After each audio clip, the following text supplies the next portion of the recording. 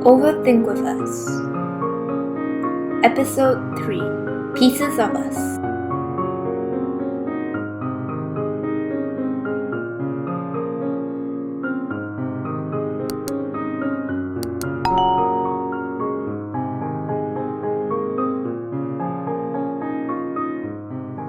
Hi, everyone, and welcome back to Overthink With Us. As you probably already know, this podcast is a part of the Interact Club of TISKL's IU Day event. Our main performance will be held on the 11th of June, so make sure you check that out. All the information is available on our Instagram at interact_TISKL. I'm your host, Arnita, and today I'm joined by my co-host, Sophia, and we're also joined by two very special guests, Frida and Arina.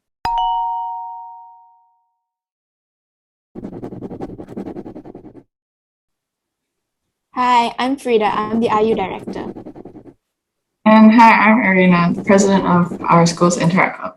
They've joined us today because as this is our final episode before the big performance, we wanted to take you behind the scenes and kind of give you our inspirations for why we chose the theme and what we tried to convey through our play. As you might remember, a few weeks back, we posted on our Instagram story a few polls about questions and assumptions about our IU Day. Those questions will be answered at the end of this podcast episode, so stick around if you want to know the answers. In our event, we'll start by asking some questions to our beautiful, amazing IU director. Aww. So, Frida, our theme this year for International Understanding Day is obviously beauty standards. What drove you to pick that topic? I think I really chose beauty standards because based on people around us and what I've seen and what I've experienced, I've seen people getting body shamed all over social media and people trying to conform each other and one another to a same standard. And that really got me thinking, like, what are we trying to achieve with these standards and why can't we just be more accepting of each other? So that kind of sparked the idea. I wanted people to try to spread more awareness on this and also aim for body positivity. Now, what about you? As the president and also as the head of music, you had some say in the theme as well. Why did you pick beauty standards? Well, for me, like what Frida said, beauty standards is like really ingrained in our society and it's always been there, but I feel like more so like because we have social media and it's so easy to see, like so easy to feel all sorts of things when you like scroll through Instagram and then you see all of these like perfect people. And I think now, especially because we're also in lockdown and we have more time to ourselves, so we feel even more like exposed to all of our insecurities. And I also think like it's a topic that's really relatable to all of us, like even though we may not be mentally unhealthy, like we might always, like some of us have definitely felt like, I think all of us have definitely felt like we're not good enough in some way or another. So this is definitely like an important topic that I think needs more, everyone should know that everyone else is going through the same thing. Yeah, personally, I really like this theme because, like you said, I think it affects all of us one way or the other. Maybe not to the same degree, but like especially in a school and around like in secondary school where everyone's a teenager and everyone's like transitioning into this new period of their lives, it definitely affects everyone a lot. And I wanted to make like the students in our school and everyone else who comes to see it feel comfortable and know that they're not alone, kind of. What about you, Sophia? Why do you think beauty standards is a good theme for this year? I mean, like what Arina said, especially during like the lockdown, all of us transitioned like predominantly to like a digital world. We did everything digitally, and thus we were exposed to more social media. And personally, even I felt an impact. And I feel like beauty standards and like the impacts of it aren't really talked about. A lot of people just think you're dramatic if you just are insecure with yourself. I feel like from my personal experience anyways. So I'm quite like happy that our school is, bringing light to something that's often pushed away. Mm-hmm. Yeah, I think this is definitely one of those topics that isn't talked about enough, but should be because it affects like every single person around us, right? So I'm really glad that that's what we've chosen for this year. Frida, what would you say were your aims, like that you tried to achieve through the event, planning this event? This is definitely one of the biggest events that our school has every year. So what were you trying to portray in the play? This is going to sound really cliche and cheesy, but the main objective I had in mind was to spread body positivity and attempt to make everyone feel valued. Because I feel like nowadays people are very indifferent and careless with their words. They will always throw around and say, like, oh, bro, you're so fat. Or, oh, bro, you're so skinny. You need to eat more. And they don't really know the effect those words can have on that person, especially if, because mental health is not visible, right? You can be physically healthy, but mentally really unhealthy. So I was like trying to portray that beauty isn't so much of an important tool in your life. It's something that people will have a once glance over, but it's really your character that matters. Initially, the whole idea of this music, dancing, acting was way more complicated than this version here. So what you're actually seeing is a very, very shortened down and concise plan of what I had initially thought of. Yeah, I think definitely you've had to face a lot of hardships in terms of planning this event, because usually the International Understanding Day event is one of the biggest events of our school year. And it's usually a big play with a live audience, but you've had to adapt that to meet our new norm with COVID-19 restrictions and now this massive lockdown where we can't even go to school. So how would you think you've adapted to this? And how did you come up with all these creative segments, like having the podcast, making use of different technologies like Instagram Reels and all that? Well, I delegated a lot of my tasks. So I split up the performance into different segments because we had acting, dancing, and singing. So I split those three into three parts. I also had a creative department to work on the posters for the podcast. The podcast idea was mainly actually by Arnita, your host, as you can see right now. She's actually the one who came up to me with this idea, and I was like, oh yeah, we should definitely do it. And then editing and everything was pretty easy to delegate out to the creative department. I actually gave Sophia the one in charge of the main poster. So Sophia, would you like to elaborate a little bit on how you got inspiration for the idea? Fun fact, actually, the logo for this podcast was initially the main poster.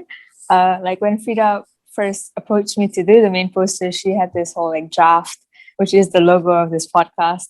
And, I was quite like, I really liked the concept. And while I was doing it, it all went really smoothly until like the finishing touches, like adding the title and all like the small details, like the event name, like the title and the venue and all of that. Like all of us here were just like, there's something missing in that poster. Like it looks good, but there's something missing, right? So that's when I decided to make a backup plan, and I started brainstorming for a new poster idea. And one of the main ways I did that was just by reading the play, like the script that Arnita had prepared, and looking at the title and the subquote and like what type of feelings that brought to me. Like kind of what we do in English literature, like we kind of analyze in a way. Yeah. Yeah. And from there, I just started writing down what type of feelings these things evoked to me. And it eventually bloomed into a concept. So I started from those words, I started relating to this a lot. And I started thinking about my own experience. And when I'm down and when I am insecure with myself, I sort of compare myself to other people and want to have those features on my face to look quote unquote prettier.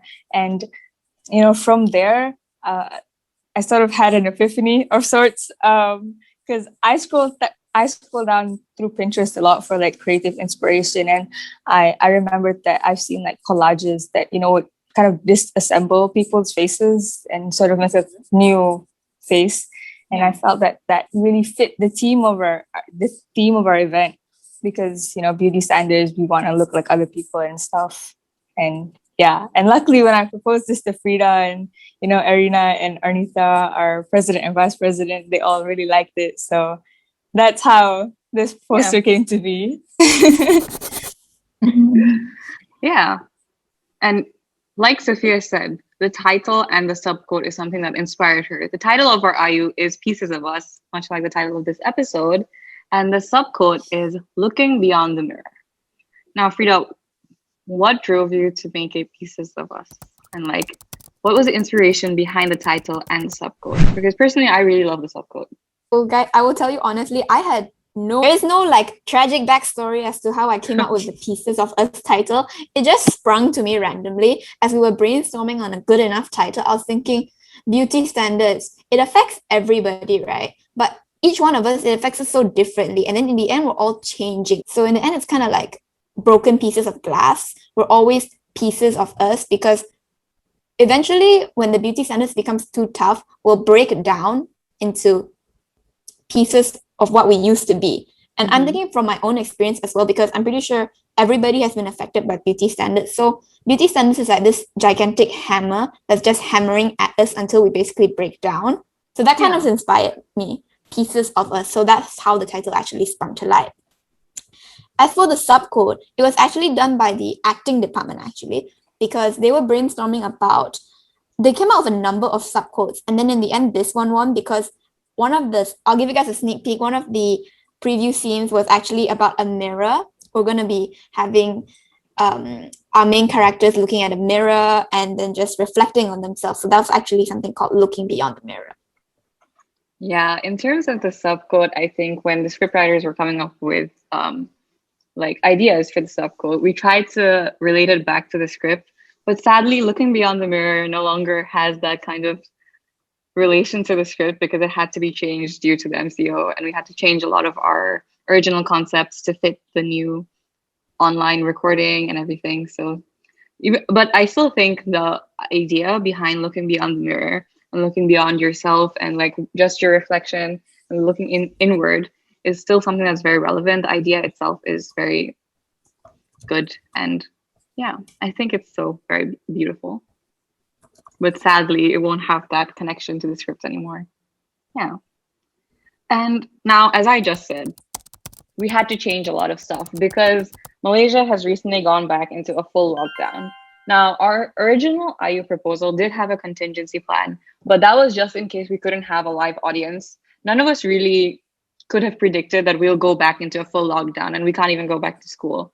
So, Frida, how did you like adapt our live show to this online virtual recording situation? Well, to adapt, first, I knew I wanted a performance because that was a given. Because previously I had kind of predicted that IU would be delayed because looking at it, originally the date was supposed to be 21st May, but looking at it, a lot of our actors and cast and crew were getting suspected COVID cases or they couldn't come to school because of the rising cases. And I knew deep down that we basically had to do something about it. So I started to prepare contingency plans.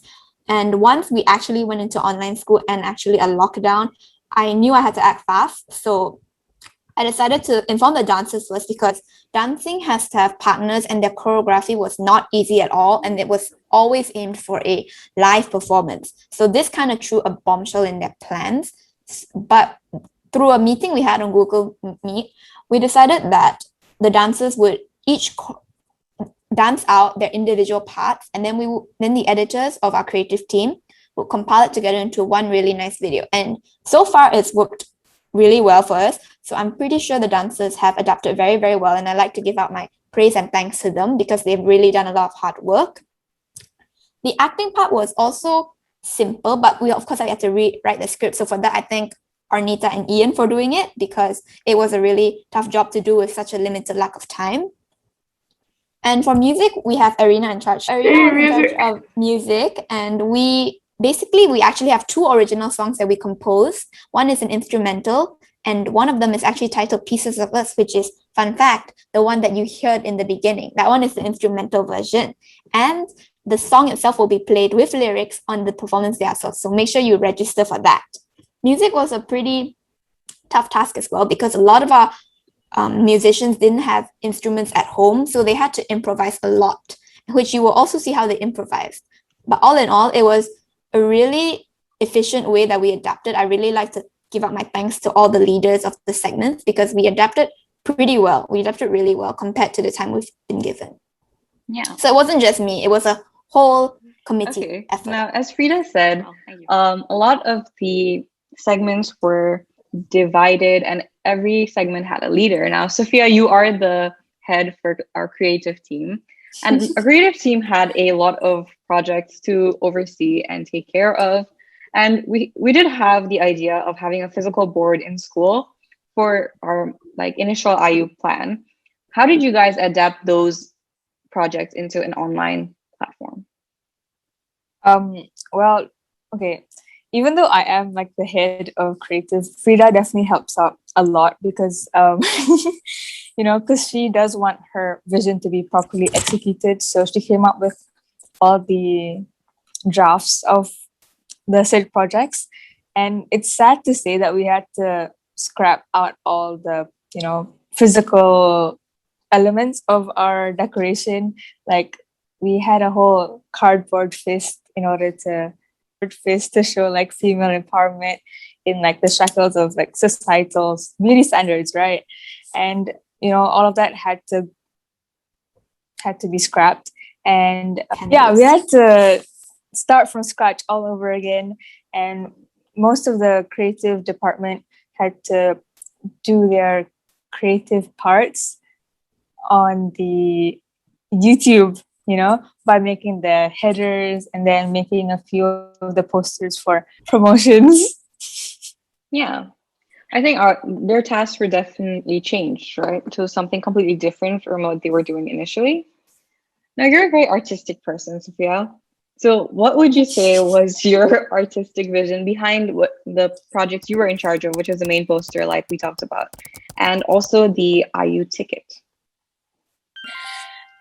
It's kind of like what I said before, I looked at the title and like the play and the sort of feelings that those portrayed. I wanted the poster and everything like involved with it to reflect the same tone, so it's kind of like cohesive and not so disjointed.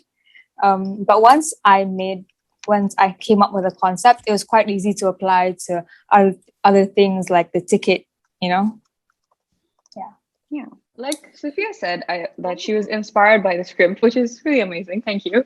I was in charge of script writing, and I had an amazing group of script writers. Shout out to Ian, Yushuan, Smita, Asha, and Niaz. They really worked really hard. We were on a very, very short deadline, and amazingly, we did manage to write the whole script with the help of Frida and Arina as well. I think Arina definitely played an instrumental part in writing the script as well, even if she was not officially part of the script writing team.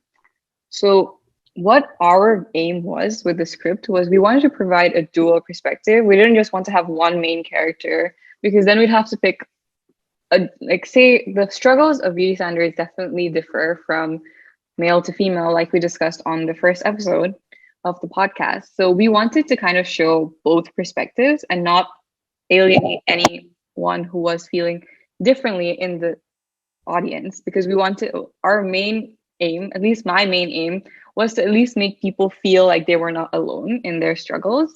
So I wanted to provide both a male and a female perspective. Now, like we keep saying, a lot of our plans had to be altered due to the lockdown. And when we had to rewrite the script, I think it's definitely been watered down from what it was initially. And I'm not sure if it packs the same punch as it used to, but we've definitely still tried to convey those feelings. Like what we've learned from what we had to do basically for the script is analyze where these feelings comes from, or like where the insecurities come from, so we can show that through our script. So I think one of the main things that we learned for the male perspective is that when it comes down to it, it kind of stems from this toxic environment, like toxic masculinity, that we as a society have created over the past, like over the years that we have been here on Earth. We have created this kind of toxic, like pre-existing beauty standard for men, and that makes it like so much harder for them to talk about their issues, as well as like how they're feeling and like the insecurities that come with it. So for our male characters, I think it's definitely a little bit of satire, a little bit of exaggeration to kind of put emphasis on the fact that these are the kind of behaviors that like can lead to someone having such an insecurity. And I'm not sure if that was perfectly executed in the script end, but that is kind of where we were coming from in terms of writing the script. For the female perspective, I think a lot of it came from personal experience, as well as just looking at the people around us. I think we can see like, and it's easier for me to talk about the female perspective because obviously I'm a girl and I know what those emotions are and where they come from. I think what we realized was a lot of that kind of stems from social media and that constant.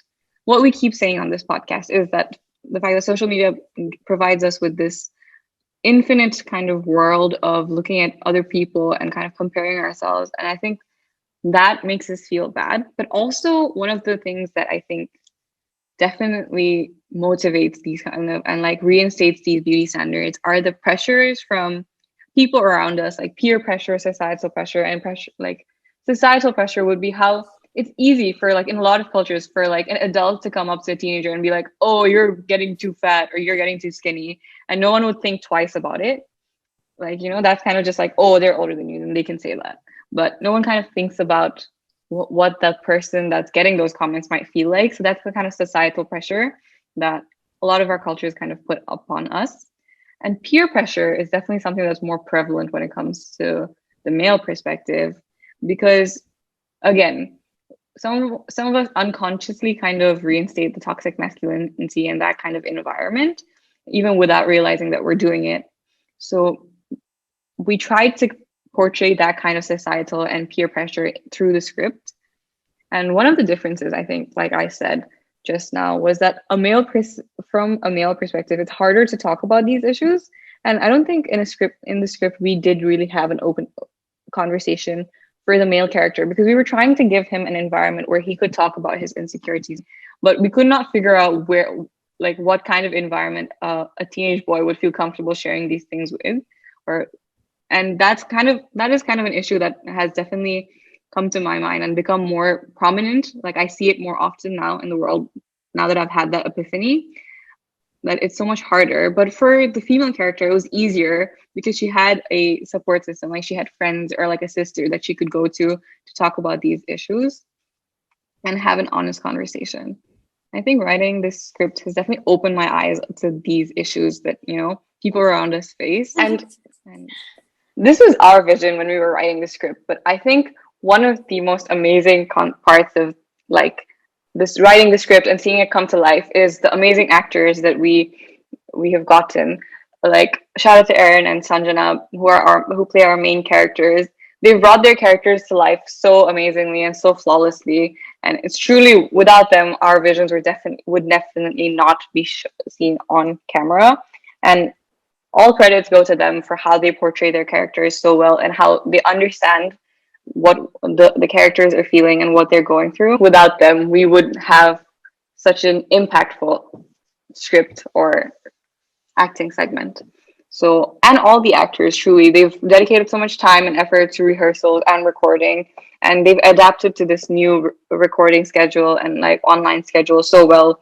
So I think these amazing people who have made our visions come to life, all credits to them. And Erina, you helped us write the script. So what were your thoughts like through the writing process as like someone who was not in all the meetings and you did not have all our aims and motives? Do you think that we conveyed those emotions properly through the script? So I was there for like the initial brainstorming sessions when we were trying to decide like from what perspective we should, portray these characters. And there were actually quite a few options. And one of those options for the girl character, she was kind of like inspired from Kat from 10 Things I Hate About You. Yeah. Yes. Oh my god, yes. And I love her. she's yeah. Okay. Yeah, so anyways, we actually were struggling on how to, look at these characters. But I honestly think like the makeup approach is, I think, quite different from what we normally see, especially like now with our friends and I think people around us. I think like for my friend group, not many people wear makeup, but it's definitely like for me in my life, it's like a different approach. But I think you guys did really well, and it's helped me see, what it's actually like, the significance of makeup, how makeup, before this I never really thought much about it, but it actually is something that like enhances someone's beauty rather than like shows that they're insecure about it, you know? And for the male perspective, I think that is definitely something that everyone can kind of see and feel with like their guy friends and stuff. And you guys definitely brought that up really well, especially how like the peer pressure thing. They have Brad and Chad. I mean, the two male characters, like the friends, and just the way that our main character is treated. He's just expected to be like someone who's, you know, talks masculinity and all that. And yeah, it's really, you managed to make it online. That was just amazing, you know, like the acting. And I thought it was just really well done, and I think it's really cool. Yeah. Yeah, definitely. Our actors adapted very quickly. And like Arina said, I completely forgot that the inspiration for our female lead came from the main character from the rom-com 10 Things I Hate About You. So if you guys like that movie, I think you should definitely check out the show. And yeah, either way, we've worked really hard to try to convey, because beauty standards is definitely a sensitive topic, right? There's an extent that we definitely cannot cover as we're not professionals. So we've tried to keep it as surface level as possible. And so it is not, hopefully not triggering for anyone. And we've tried to make this as watered down as possible and try to reach surface level issues through our plays. So definitely check that out to get a little bit, to just understand a little bit more about how it affects people, you know? One of the things that Frida brought up was how dance was definitely one of the hardest segments to adapt to this online environment. And truly it was, because I didn't even know how we would adapt it to an online environment. But Frida and our amazing heads for dancing definitely came up with an amazing solution for that. And the dancers have done it perfectly, I think. But one of our other segments are music. And our music department has come up with 2 original songs, I believe. So Arina, as head of music, how did you guys come up with those, and how have you adapted to this new norm? Yeah, so there are 2 originals. They're called, like what Frida talked about earlier. One is called Pieces of Us, which is the main theme of this podcast, and the second is called Shadow. And the melody of both are composed by the same person. His name is Jonathan, our friend, but the melody of Pieces of Us is actually composed by Frida, our eye director. So she's like everywhere, and she's helping us all out, and it's just, you know, amazing thing. And so I can talk about the inspiration behind Shadow, but I think Frida, you can like take over for Pieces of Us in a second. Right. So Shadow is supposed to be like, it's based off of Shallow, like the song by Lady Gaga and When Star Is Born, that movie. And so I was just having a conversation with Jonathan. He wanted to compose something else, and I told him, like, you know, I tried to get him started explaining how the script also, so this is also inspired by the script, like explaining the storyline and everything. And I kind of said that, you know, it should be a happy, because this is meant for the ending, like it should be happy, but at the same time, not completely, because even after all of this, there's no complete happy ending. Like the beauty standards are still always going to be there, and we're always going to be affected. So I tried to explain to him, like, as a composer, right? And so he interpreted that, like, the feeling he got from that being a bit happy, a bit sad, like kind of a word, like melodramatic ending. Yeah. So he thought of shadow. No, he thought of shallow. And then as a joke, I was like, why don't we call it Shadow? Because it's like the same. And he was like, okay, sure. So yeah, that was Shadow. And I think after he kept all the chords, but he actually wrote his own bass line and he changed the melody a little bit. So yeah, he's like the mastermind behind our originals, but also Frida for Pieces of Us. Well, for Pieces of Us, this is actually kind of funny because I had to make up the melody first off, and I was actually, because I'm not a musical person like at all. I'm very very off key, and I can play the piano, but it's not my specialty. But basically, I gave this to Jonathan because I basically dragged him into my mess. So I was like, "Hey, Jonathan, come on, let's just drag each other into each other's messes." So he agreed, thankfully, very happy for that. And I sent him a version of me singing, but it was a bit off key. So I had to go on calls with him on Google Meets and Discord just to discuss how we wanted it to sound like. And after much deliberation, we actually came up with this. So that's really good and really, given the time span we had, I was really proud because we managed to finish this within like 2 weeks and it was really good. So the inspiration for the lyrics, I didn't have so much of a specific inspiration. I tried to relate it back to what I feel like everybody else could relate to, and I just kind of linked it like that. Then for the melody and the bass line, I was thinking up of a tune, and then I was just on Spotify a little bit, so I got a bit of inspiration from those tunes as well. But mainly, I was basically, it's gonna sound really cliche. I was in the shower, then I was thinking like, I was humming to myself a lot of like melodies and tunes. I was like, oh my god, what if this? And I came out of the shower, then immediately started writing down and pinning it down before I forget, because I have a tendency to forget like the melody as instantly as I get it. So then we started to work on that, and from there kind of completed the entire song. That's how it sprung to life, if you will. Yeah, and it's really It good. was like So, a eureka moment. yeah, actually really amazing that you thought of it in the shower. Yeah. I think We also your hard get work definitely pays off. Like the song is really good, and you guys should check out our IU to see this because they've worked so hard and it's like completely original and it's truly amazing. So Erna, going back to what I initially asked, how do you think you guys adapted to the online environment? Um, okay, yeah. So, like what Sophia said, I'm although I'm the leader, Frida is, literally she's also there with me, and okay. So we have like online rehearsals and stuff, and It was definitely not an easy task, and I give props to Arena because we did have miscommunications and a little bit of barriers arising, but I can see Arena handled it really, really well. So Yeah. I also wanted to mention that Frida, just now you said you're not musical, but she's actually also performing in like the music segment. So she's singing. Yes, I completely forgot. Frida, stop underselling yourself. Yeah, exactly. Frida's all over the place. Frida is everywhere. She's truly involved in all parts of the IU, and it's amazing how she's handling this. Yeah.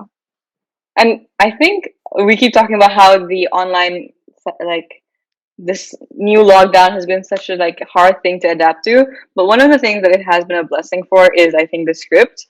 We very easily could adapt it to changing from a real life, like being in school physically, to being in online school, and kind of also include those struggles that we face when we're in like lockdown and we have to do everything online. So I think that was kind of one of the hidden blessings of this lockdown, even though it definitely threw a lot of issues our way in terms of planning an event. But I think I just gave props to the actors, but all props I think should go to our IU director who came up with the contingency plan, I think overnight for like all the departments and what we could do. And she's been like in charge of everything, overseeing everything so amazingly. So props to Frida. Yeah. All by herself as well. Like, what? Exactly. Like usually Amazing, really. I like to say that I'm just doing what I feel everybody else would do in my shoes. And you're doing it really well. Exactly. Yeah, seeing you work Yeah, and like come up with all these contingency plans. I cannot imagine myself in your shoes. Okay, I think like Arnita and I, as like the presidents, we are so thankful to have you as our art director, and I think like this is to kind of repeat what you said earlier. IU Day is a huge thing, and you've managed to like just move it online. I think something that not everyone can do, and also like generate so much excitement and make it seem like it's back to normal, I guess, and having like an online performance and everything. It's just really proud. Yeah, And I truly I think you've taken so much work off our shoulders. It's amazing. Do you want? Okay. I will have everything said in my thank you speech that's coming on the 4th, on the 11th of June. So guys, if you want to hear me thank everybody all over again, Yes. please register yourselves. Listeners, come watch. We've truly put so much effort into this, and Frida has worked so hard, tirelessly. And we'd love for you guys to come see the actual show. And now, finally, we can move on to the questions that you guys saw on our story a few weeks ago and finally answer those assumptions. So, the first question is, will we be having a performance this year? 69% of people said yes, and 31% said no. So we will definitely be having a performance this year. If you couldn't already tell, We are not putting all the efforts to waste. Yeah, we'll definitely be having a performance this year. What is our theme? So the options were cyber safety and beauty standards. And gladly, 81% of people said beauty standards. So I'm glad people are aware of what we're doing. And yeah. for the ones that said cyber safety, guys, have you not been watching our podcast or like Come on on. our? Yeah. If you watch the podcast, you know what the theme is. So clearly, 19% of people have been paying attention. Will there be any dances? 79% of people said yes, and 21% said no. Well, we're really glad to tell you that, yeah, well, there will definitely be dances. Yeah. But it was definitely a good guess because even if there was a performance, we were not sure if we were going to have dances. So definitely can't blame anybody if we thought we were not going to have a dance. Understandable. Yeah. Yeah. But we have worked really hard to still give you those amazing dances that you see every year for an IU Day performance.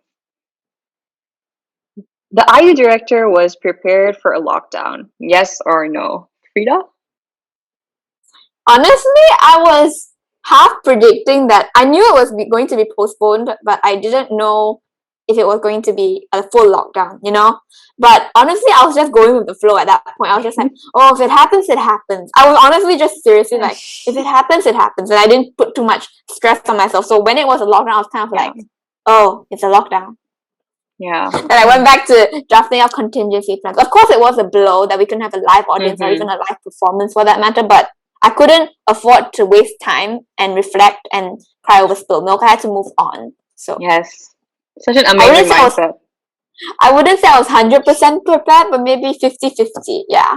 From the vice president's perspective, I was very annoyed the fact that we were going into a complete lockdown, but would love to have Frida's attitude towards life and just move on so easily. But I think we were definitely prepared with like we definitely had a contingency plan in case we couldn't have a live audience, but we were not ready for like what would happen if we couldn't go back to school or not have a live audience. That was definitely something. Yeah. During that week when we had our first lockdown and first online school, we actually had rehearsals planned for Friday as well, but because of suspected COVID cases and everything, we had to cancel all of those. And then from then on, it was just a lockdown and continuous. Yeah. So even if our art director wasn't prepared, she was very smart and she's effective. So she got it together and she got it done. Yeah. The final question is. Can I actually add? Yes. I just want to add something about like the whole lockdown thing. I think another thing that really helped us were our teacher advisors who actually pushed us to, push this whole thing online. And we were just initially we just wanted to keep on postponing IU, but then that's when Miss Chang and Paul Mahani, our teacher advisors, they told us that we should just tackle the problem at hand, which I think, looking back at it now, I think it was a good idea, Yeah, because they definitely told us that we should try to move forward with what we have instead of postponing, because we're not sure of the situation at hand right now, and because we're year 11, we would have a lot of mocks and exams coming up, so they definitely advised us not to postpone IU until so far away. But so definitely they were the ones who inspired us to start moving everything online and as quickly as possible. So big props to them for doing that. Thank you, Arina, for pointing that out. Yeah, they've been instrumental, definitely, in our planning process. So the final question, and the answers to this makes me a little sad. The podcast is going to run even after IU. True or false? 60% of people said true. Well, I regret to inform you that this is our final episode for Overthink With Us. Sadly, it will not continue on after IU. But hopefully, you guys, if you want to see more content from us, you can definitely come on the 11th and register for our IU Day because we've worked tirelessly on this event and we would love to see you guys come and watch. But yeah, but sadly, this is the last of the podcast. So we definitely hope to see you on the 11th of June, which is a Friday, at our online IU Day event. I think the last thing I want to add, like, as residents' perspective, is that IU has really brought so many people together. Even, you know, all our juniors and people who we've never talked to, we've had to work with all sorts of people. And I think just overall, it's just like a really great event. And I think I really encourage like other schools and stuff to pursue their IU even though it's online. And because it's just such a good like experience. And I think lastly our director has just been the best. So Yeah. Definitely don't give up on your IU days for other tech clubs out there. And it's though it can be a little bit difficult, it's definitely something worth pursuing. And I'm so thankful to every single person involved in IU. It has truly been an amazing journey to get here. And once again, you can still register on our Instagram. There will be a Google form up, so please make sure you come and you watch our show. We've worked really hard, and we really want you guys to come and see it. And thank you for watching and listening to Overthink With Us. Thank you so much for your support for the past 3 episodes. Yes, and we're so glad to see that you guys want more episodes. But sadly, this is the end, and we've been so thankful for all the support you've shown us on YouTube and Spotify, and it's truly amazing. So thank you all once again for listening and tuning in. And this has been Overthink With Us. Bye. Thanks. Bye. Bye.